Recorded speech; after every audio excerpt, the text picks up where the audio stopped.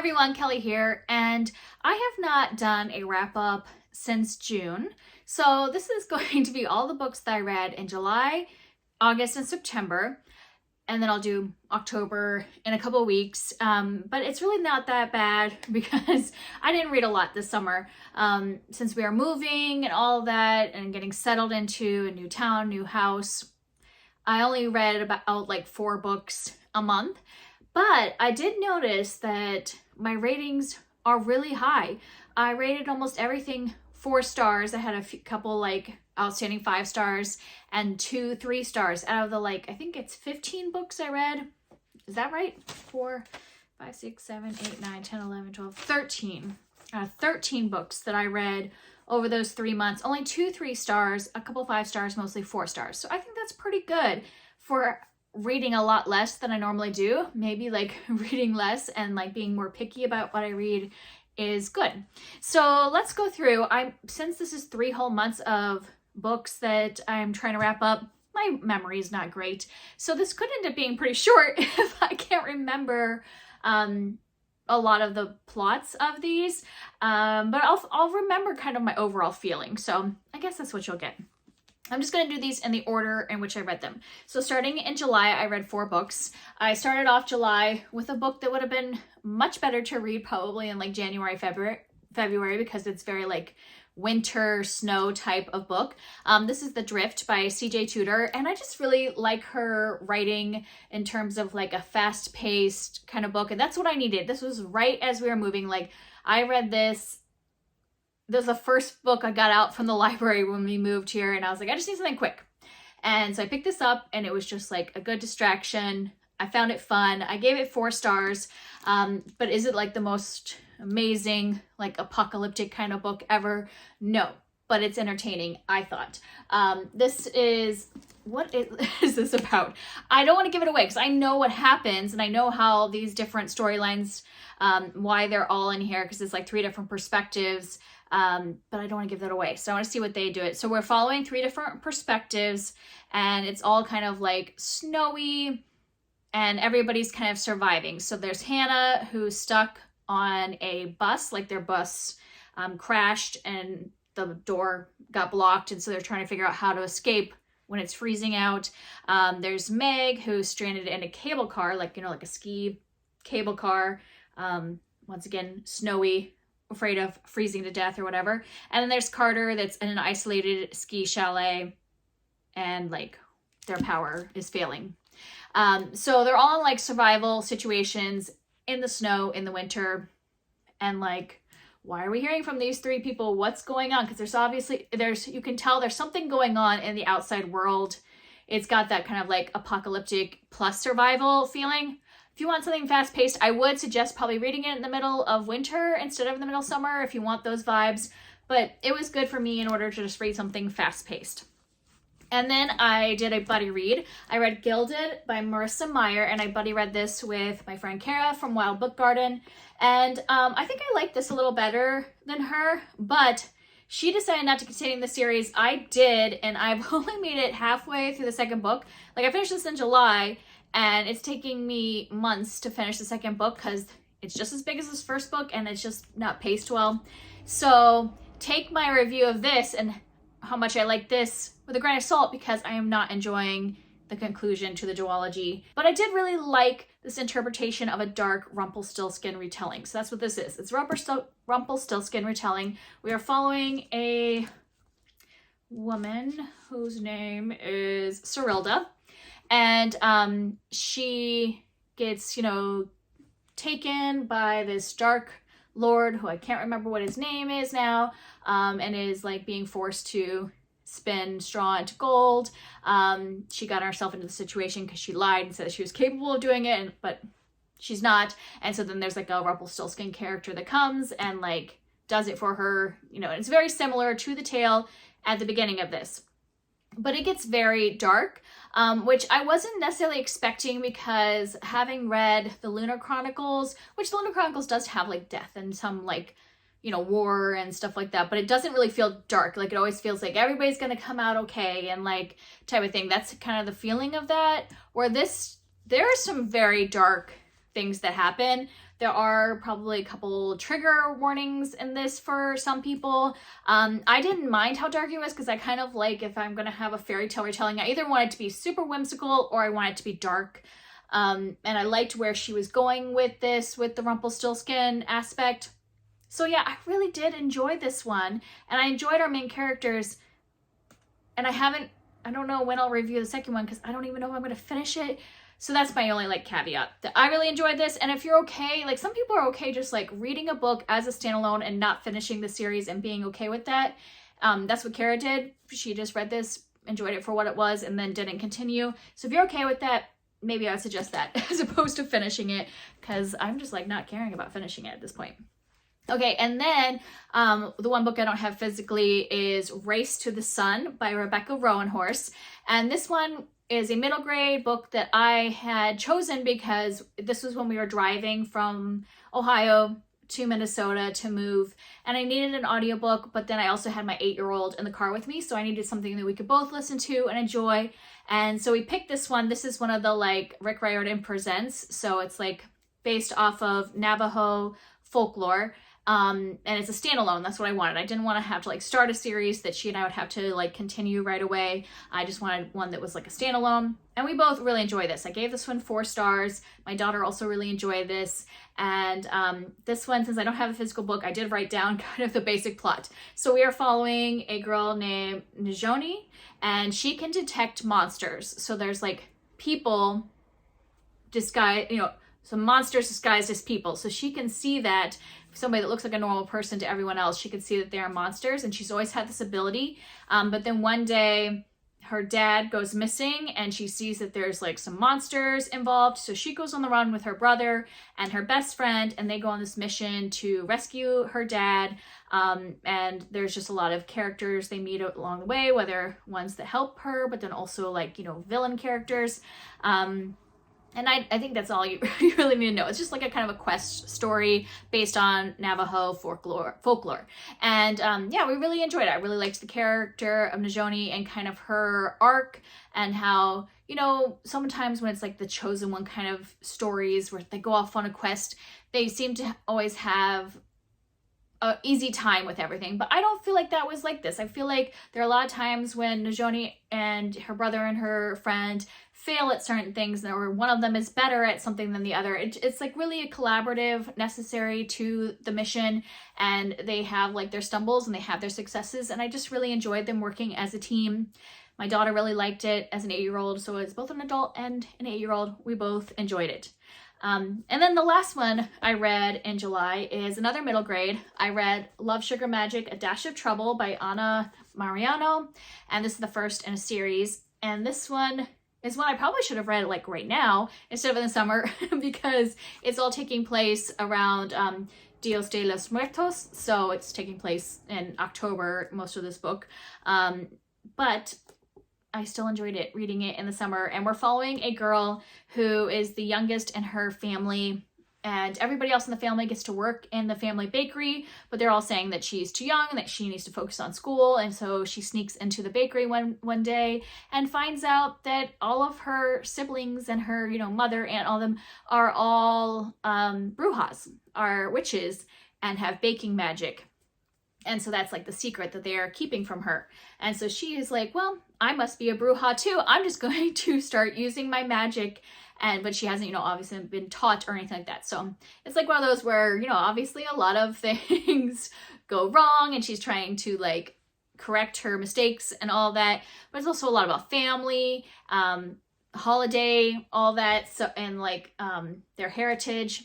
And I really enjoyed this. I really liked our main character and kind of how she grows both on her own and then with her family. And I am interested in continuing, which I should pick it up now that we are actually in October. I don't know if the next one takes place around Dios de los Muertos or if it was just this one. So maybe I shouldn't pick it up right now. But I did really enjoy this and recommend it if you just like want a not like fully spooky witch book, and if you just want something kind of like a fun witch book. Oh, and I don't know if I said, but I gave A Dash of Trouble 4 stars. So everything I read in July, I gave 4 stars. So now we're moving on to August, and I read 5 books in August instead of 4.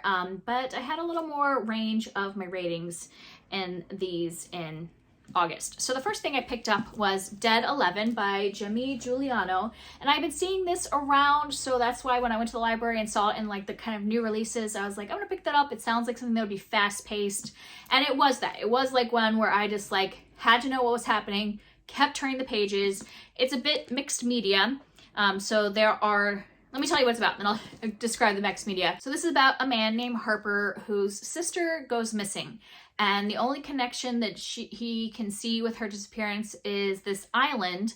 And where is this island? Is this island up? I think it's in one of the Great Lakes. And anyways, so he decides he's going to go to this island and find out if they know anything about his sister. And so he's there like asking the locals. And this is mixed media in the fact that it kind of goes back and forth between Harper current time, and then we are getting letters. I don't know if they're not journal writings. They're letters that his sister Willow writes to her husband in the like time before she went missing. So we're kind of going back in time before she was missing, so we learn from her point of view from her letters. We're following Harper in present time, and then we're also getting like interviews from like teenagers on the island and like little snippets of moments that happen on the island. So yeah, it's kind of got a little bit of a mixed media, not necessarily like visually, but like in the way it's written. Chapters are really short, so it kind of like moved really quickly, and we're moving between the different characters and the different timelines and perspectives. And yeah, there's definitely a mystery around like what happened to Willow, but also there's something weird happening on this island because they all seem to be kind of stuck in this loop of like doing the same thing all the time, and we're trying to figure out why that's happening. So I was like really invested in the first half of this book and like super fast paced, super excited, like very interested. It wasn't really like scary, but it had like these kind of weird, slightly creepy moments that kept me like, you know, interested in what was going to happen.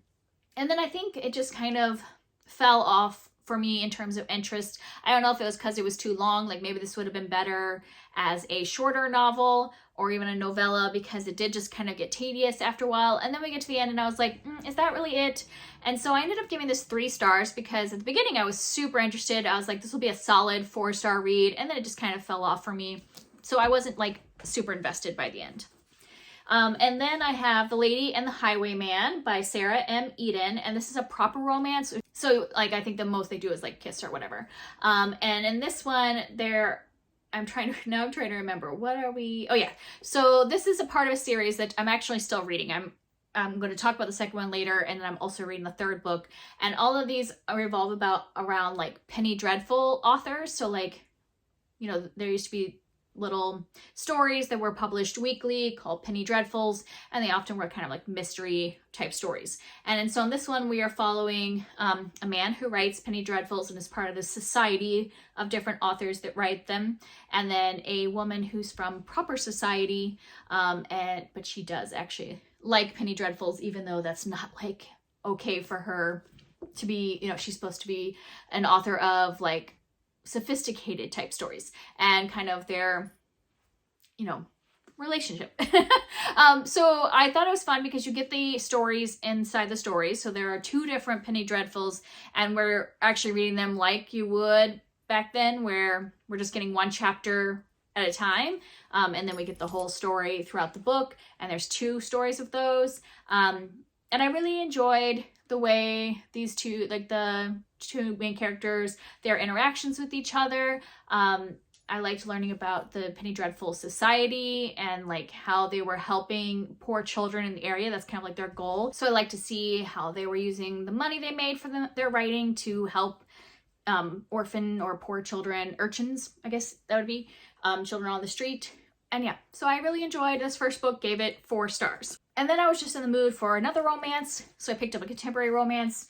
This is The Sweet Spot by Trish Dollar, and technically it's a second in a series, but you wouldn't have to read the first one, because it's like one of those where, I mean, she mentions her sister, who is in the first book, and I had read the first book. Now I don't remember what it's called. Float Plan. And I had read the first one, but it had been a couple years. You can read them as standalones if you want. And this one is about a woman who is a single mom who works at a hotel, and she gets fired, and she just like is really struggling because she needs to have a job since she's taking care of her daughter, and she's kind of like the sole caregiver for her daughter.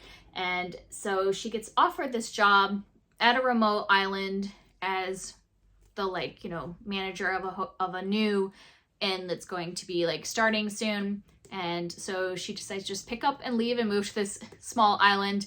And then like the man, her love interest in this one is the man who owns this, and it's an inn and brewery. So he brews the beer and he wants somebody to run the inn.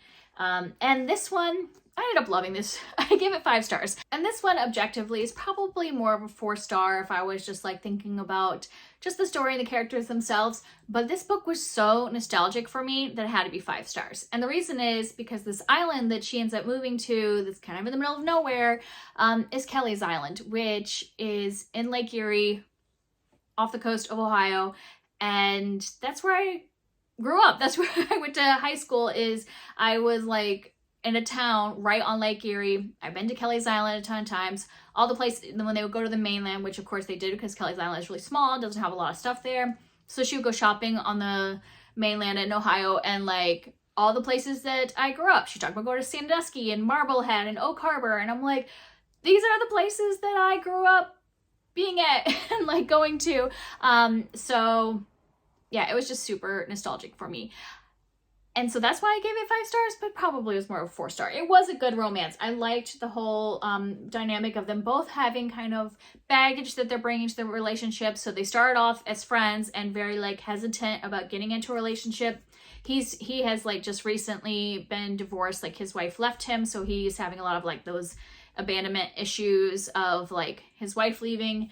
And then she, you know, it has a young daughter, so needs to be cautious of who she lets in her daughter's life. And she's having issues with her ex, the daughter's father. So they have their own issues. And I really like that they're focused on healing themselves as well as being in a relationship. I liked all the like stuff about like building the inn and getting it ready to be a business and the brewery and all that.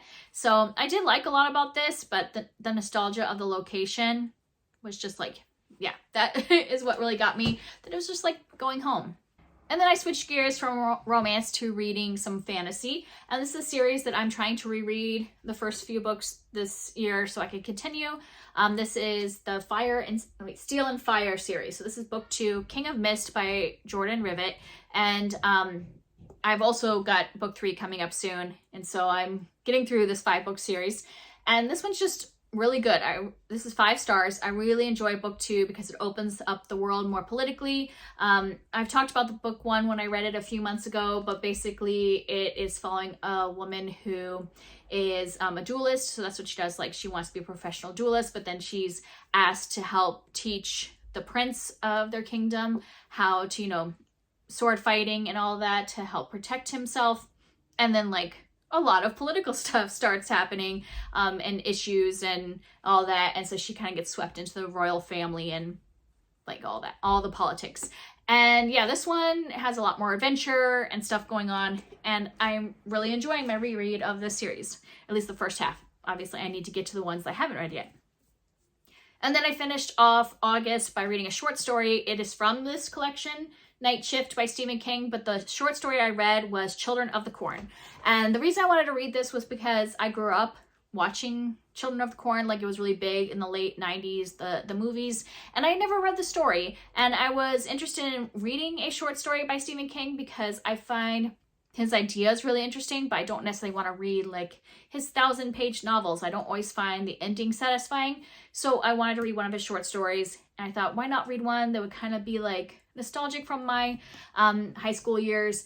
And I really liked it. I thought it was really good. If you don't know, Children of the Corn is basically about this couple who end up in this really small town, I think in Nebraska, and they're just like surrounded by cornfields, and then kind of like, I don't want to give away since it's a short story, but basically something happens that they are like need to go into the town and find like authorities, and like this town just obviously some weird things are going on, and then there are children in the corn. And yeah, so it's very short. That's all I want to say, but I did find it enjoyable, and I liked how it actually had an ending for me, a very satisfying ending. It was like well-paced for a short story. I like how, even though it's so short, I really felt I knew these two characters, this couple, and like, you know, didn't really like them. Like, they're not very likable because they're having a big argument when they show up in this town. So you're not like necessarily rooting for them, but at the same time, you're like scared for them. And so, yeah, I enjoyed it. It was a good short story. Moving on to September. And I did say that this was going to be a shorter one because I didn't think I had much to talk about, but obviously I can just talk about these books, even though it's been a couple months since I've read them. But anyways, I only read 4 things in September, so let's start with those. I have Dance of Steel by Jordan Rivet, and this is book 3 in that series I was talking about. And this one is thicker, and it's definitely like a middle book where it's opening up more of the world, like they're traveling in this one, so we get to see different kingdoms, which I really liked, and I like kind of hearing about the distinct kind of both rulers and culture in each of these different kingdoms. But it is a traveling book, and it definitely is, we're bridging what has like been set up in the first 2 books to like what's going to be, I'm assuming, the action and stuff happening in the last 2 books. So it is a bridge book, but I still thought it was good. I still enjoy the characters and following them and learning more about this world, so 4 stars. And since it was series September, I'm going to continue talking about series I kept reading in September, and that is The Gentleman and the Thief by Sarah M. Eden. And this is the second in that, Penny Dreadful Society proper romance series. And this one is once again following one of the men who is in this Dread Penny Society. So he writes Penny Dreadfuls. And then we've got a woman who is a thief and kind of their romance. And like we kind of come to see why she is, breaking into people's houses and stealing things. And, there also is like a lot going on with the children on the street. Like we talked about in the first one, the society likes to help poor children in the area. And there's something going on with the children that they're being threatened. And so they are working together to help that.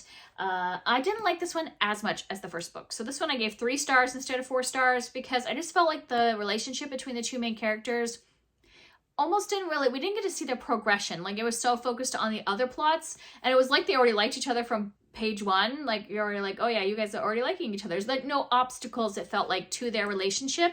Where the first book, I felt like there was definitely obstacles. So, we're like, they're not getting together till towards the end. Where this one, I'm like, okay, you're basically just, obviously you're going to be together. There's no reason for you not to be together, but then we're just have this plot. And that's the only reason, is because they got to figure out all this other stuff first. But it's not really suspenseful in their relationship. So it was good, but not like great. So 3 stars. And then I finished a series. I read Well Traveled by Jen DeLuca. And this is the 4th in this series, where the first one is Well Met. They take place at the Renaissance Fair. And like the first book very much took place at the Renaissance Fair. The second 2, it was kind of like, we went to the Renaissance Fair for part of it, but it wasn't really like taking place there. This one, we are back.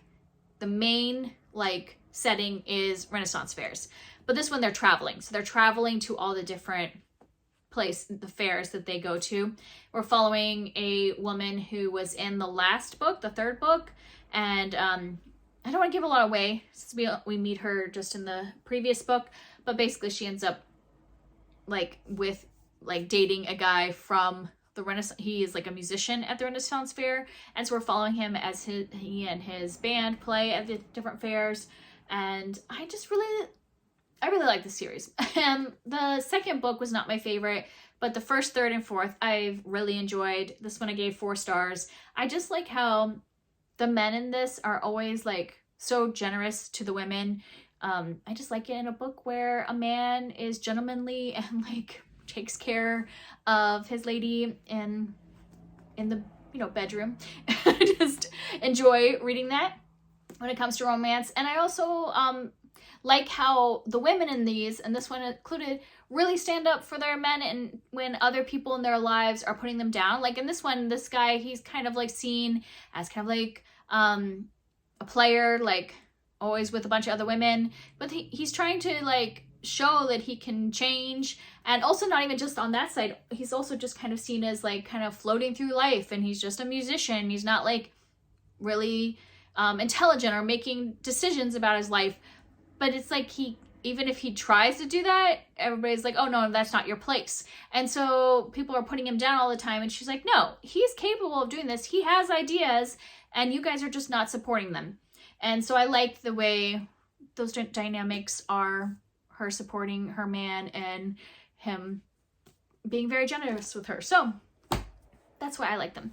And it was good. And I liked being back at the fair. And then I started a new series, and that is A Path Begins. The Thickety is the series title, but this one's called The Path Begins by J.A. White.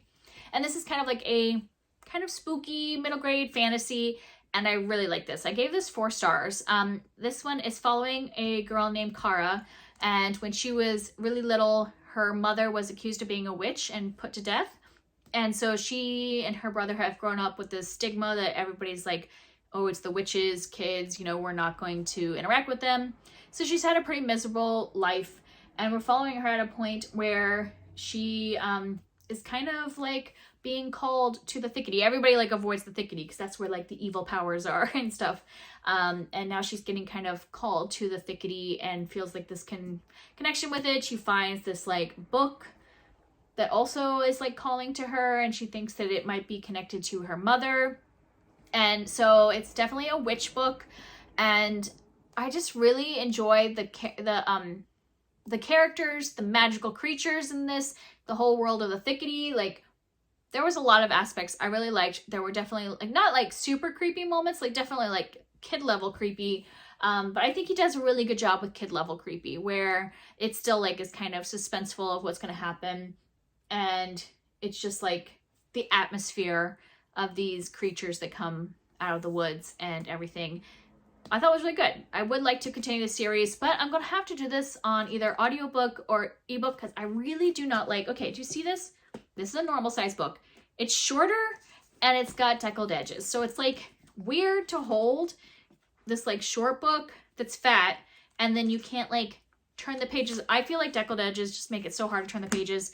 So I definitely not be buying the rest of these books, but I'll probably continue them on ebook maybe soon, because I did really like our main character and I liked kind of what was developing in the plot. So that's it. Those are the books I read. So yeah, this was not a short video, but we were covering 3 months, and I did read a lot of books I really enjoyed. I continued some series, read some new authors and some repeats that I enjoyed. So yeah, that's it. That's what I have been reading as I was moving and getting settled. And that's it for me. If you would like to talk about any of these books, you can let me know down in the comments, and I will see you next time. Bye.